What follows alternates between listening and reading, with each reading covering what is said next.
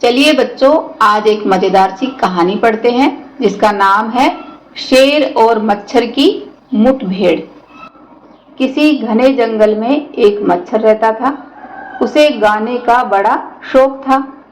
गाने से भी अधिक अपना गाना सुनाने का शौक था। उसे अपनी आवाज बड़ी मीठी और सुरीली लगती थी।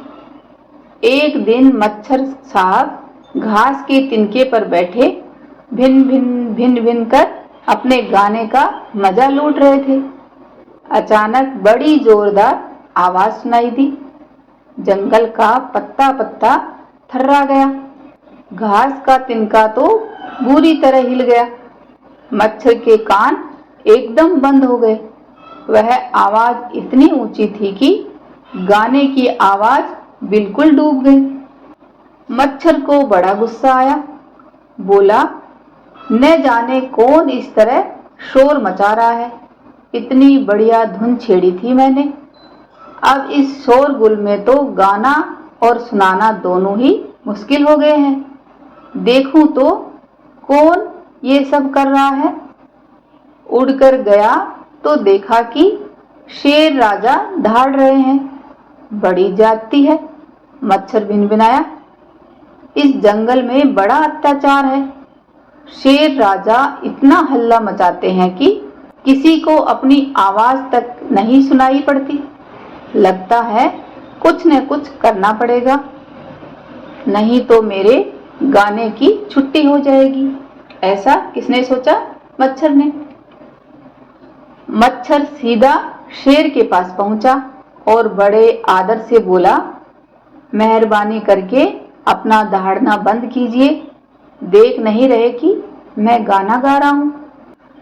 आप दहाड़ते हैं तो मुझे अपनी आवाज सुनाई नहीं देती। मच्छर की भिनभिनाहट सुनते ही शेर ने उसे पंजा मारकर हटाने की कोशिश की, लेकिन मच्छर तब तक जमा रहा जब तक शेर ने उसकी पूरी बात न सुनी।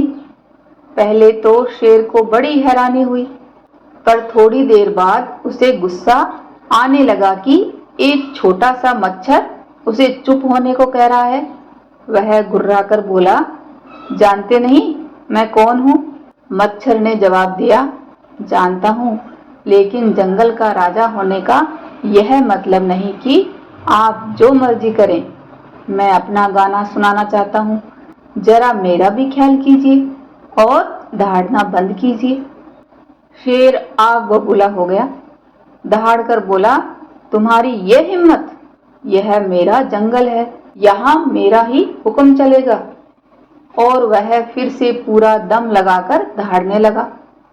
सारा जंगल हिल गया। चिड़िया फड़फड़ाकर दूर उड़ गई। सब जानवर दुबककर अपनी अपनी जगह बैठ गए, लेकिन मच्छर टस से मस न हुआ। वह फिर से शेर के कान के पास भिन भिनाकर बोला, यह सिर्फ आपका जंगल नहीं है, यह हम सबका है। दहाड़ना बंद करें, मुझे अपना गाना सुनना है। शेर ने पैर पटक कर कहा, मैं जंगल का राजा हूँ, जो मैं चाहूंगा वही होगा। जानते हो, मेरी एक आवाज सुनकर सब थर थर कांपने लगते हैं। कोई भी मेरे सामने मुंह नहीं खोलता। कांपने वाले कांपते रहे। मच्छर ने जवाब दिया, जंगल के राजा हैं तो रहें, मैं नहीं डरता। मेरा क्या बिगाड़ लेंगे आप? बल्कि मैं आपका दहाड़ना बंद कर दूंगा। तुम मेरा दहाड़ना बंद करोगे? शेर बिल्कुल आपे से बाहर हो गया। आज तक किसी ने उसका सामना करने की हिम्मत नहीं की थी। वह गुस्से में ही बोला, अच्छा जरा करके तो दिखाओ। ठीक है, मच्छर बोला, अभी चुप कराता हूँ। इससे पहले कि शेर कुछ बोल पाता, वह सीधे उसकी नाक के अंदर घुस गया।